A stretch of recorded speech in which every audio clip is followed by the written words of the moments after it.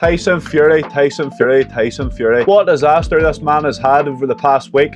He's been forced to pull out of yet another fight against Oleksandr Usyk. In today's video, I'm looking at whether or not I agree with the claims that Tyson Fury is the greatest heavyweight of all time. I'll be doing a deep dive into the fights that he had and the fights that he didn't have in his career in general, and I'll be giving my opinion on the matter at the end of the video, so stick around for that. If you enjoy this content, make sure like, share, subscribe and hit the bell so you get notification when my next video goes live. So without further ado, we'll get into the video. Shut up and sit down. It's time!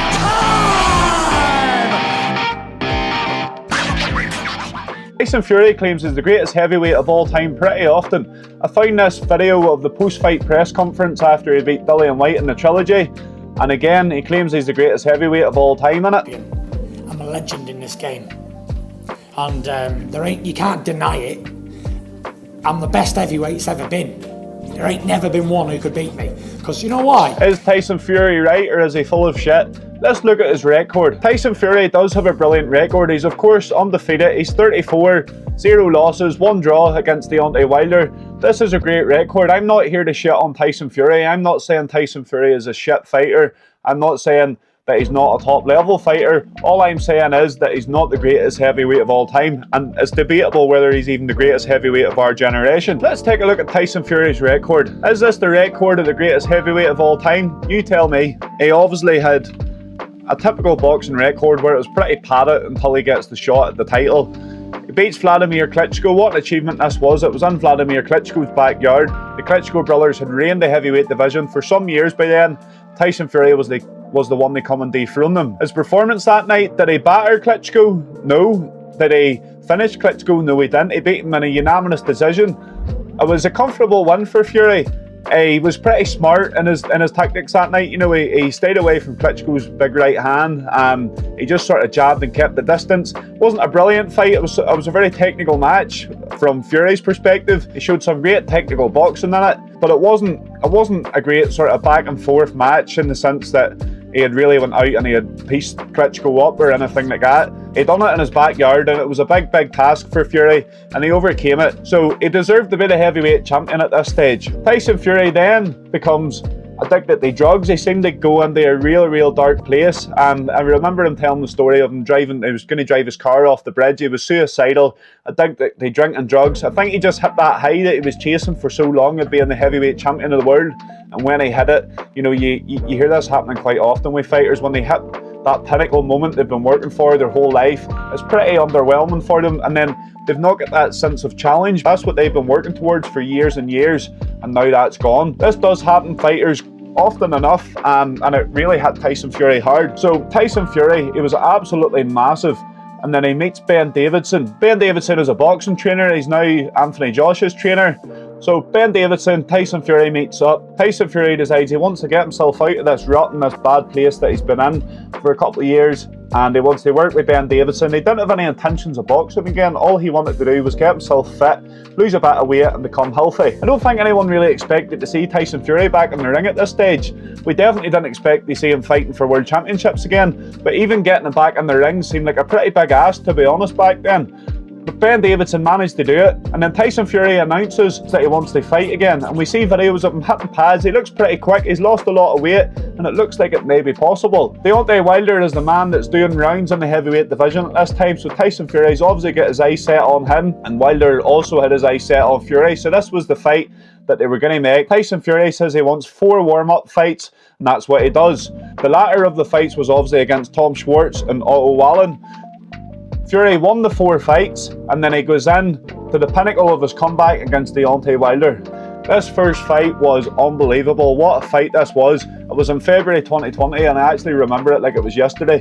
What a fight it was to watch live. It was pretty back and forth. It was a close enough fight. I thought Tyson Fury was kind of edging it, to be honest, but it was a close enough fight.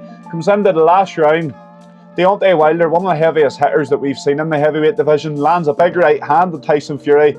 Tyson Fury's back hits the canvas. He looks down and out. Deontay Wilder's in the corner celebrating. He thinks he's done it. He thinks he's won. But Tyson Fury rises from the dead. What a comeback this was. He rises from the dead. He gets up and he actually goes on to win the remainder of that round. I didn't know how he done that. That was completely inspirational from Tyson Fury. That's a moment that will live on in his legacy. What a moment it was, and I think at this moment Tyson Fury wasn't only hugely respected in the boxing world, but he was respected in the whole world in general. This was a moment which had been played over and over and over, and what a moment it was. So Tyson Fury's first comeback fight was in June 2018, and his first fight against Deontay Wilder was in February 2020. So just over a year and a half, and Tyson Fury has had his comeback fight. He's come back, he's beat the heaviest puncher and the guy that's kind of doing rounds in the heavyweight division at the time, in Deontay Wilder. So following this, Tyson Fury goes on to have a rematch with Deontay Wilder.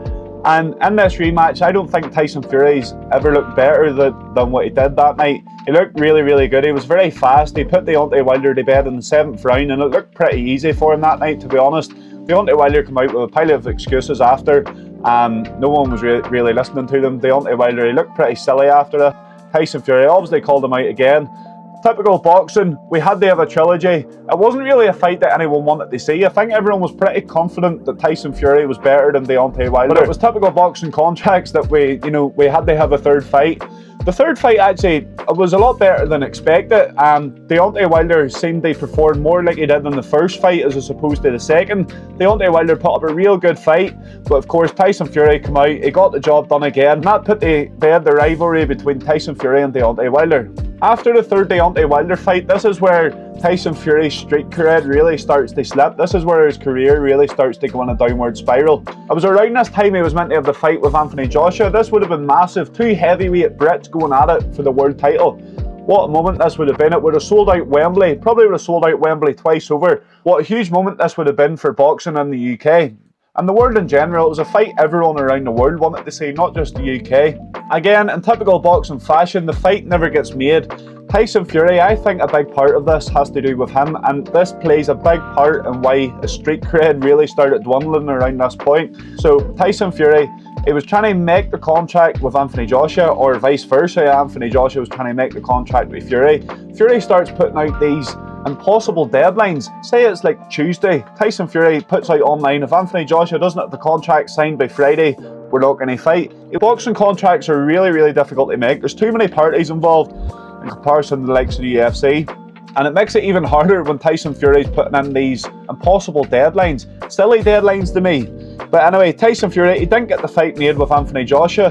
He was putting deadlines in. Do you know who he didn't put a deadline in for? A trilogy with Derek Chisora. This was such a silly fight. No one wanted to see this trilogy. Tyson Fury had beat Chisora twice already. He was 2 up against him. When have you ever seen a trilogy when someone's 2 up? We didn't need to see the Chisora trilogy. No one wanted to see it. It was a stupid fight. Tyson Fury beats him for a 3rd time. Big whoop. It wasn't a surprise to anyone.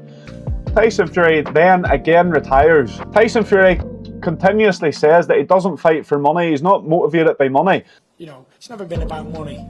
I'm not a money person. But what was the one thing that made him come back? It was His Excellency in Saudi Arabia putting more money than had ever been offered on the table to come back and fight. So Tyson Fury and Oleksandr Usyk is the fight that everyone wants to see. It finally gets announced by His Excellency. He put so much money on the table that Tyson Fury couldn't refuse. The fight finally gets announced, and it was going to happen in December of 2023, which was last year. So we're waiting on the fight. And then we kind of get a bit of a shock. We had heard whispers of Francis Ngannou coming over to the boxing world. I wasn't really expecting him to fight someone like Fury straight off. We heard whispers of it, and then His Excellency announces it. So we've got Tyson Fury against Francis Ngannou in October.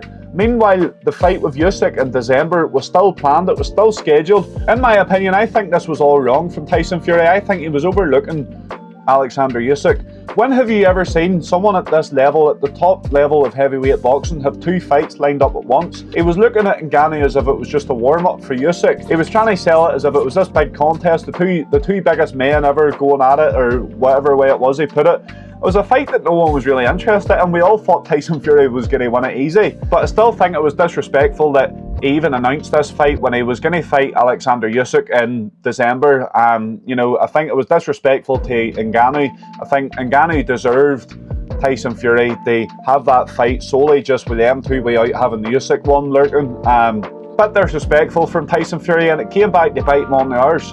So obviously Tyson Fury and Ngannou has the showdown in Saudi Arabia, and it was a huge surprise. Ngannou was absolutely brilliant that night. It was his boxing debut and he looked unbelievable. He kept it real simple against Fury. He kind of exposed Fury that night.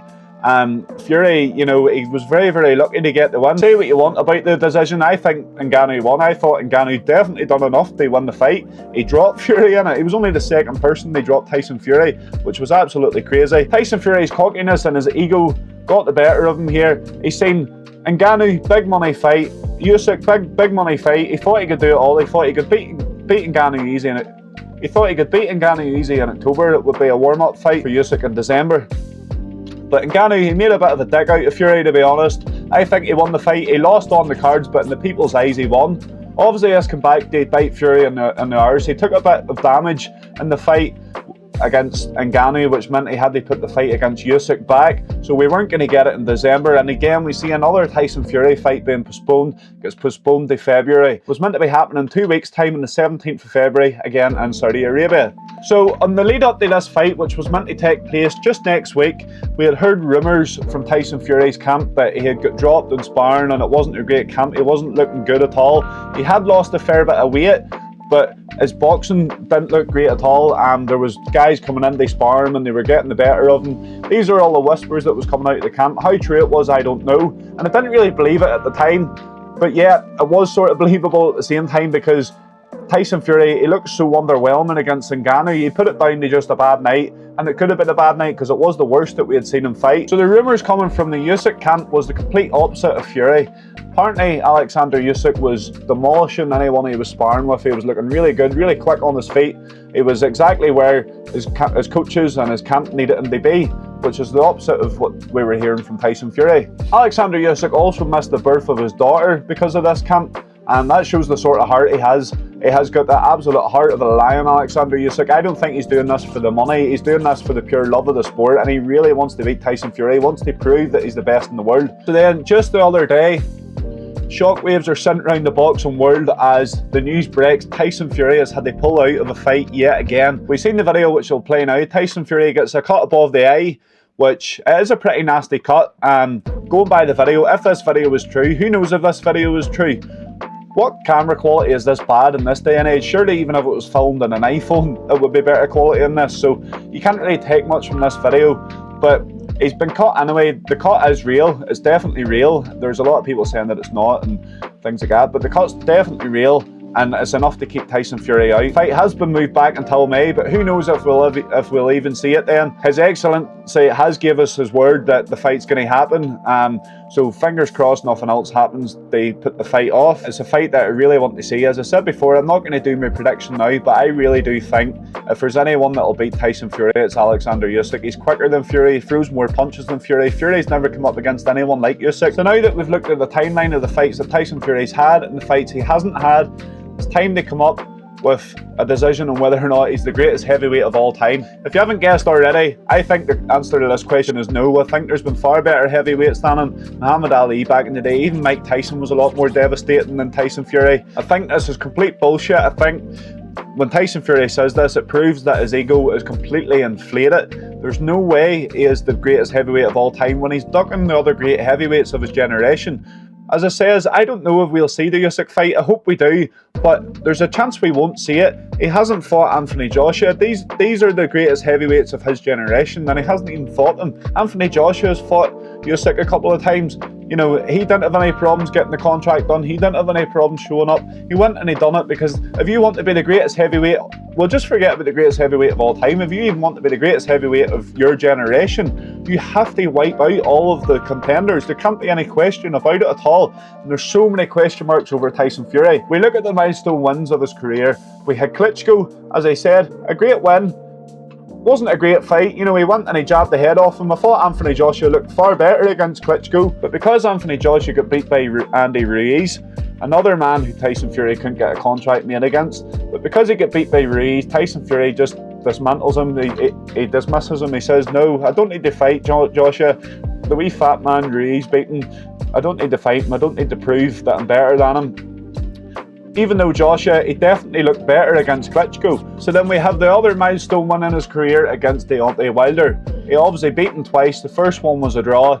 This is the other win, apart from Klitschko, which really cements Tyson Fury in his mind. This cements him as the greatest heavyweight of all time. This opens up a question too: is Deontay Wilder as good as we thought he was? You look at Deontay Wilder's record, it's typical. Again, it's typical of a boxing record, very padded. I'm not a huge boxing fan, so I don't know half of these names. From Luis Ortiz, I know, but I don't know half of these names.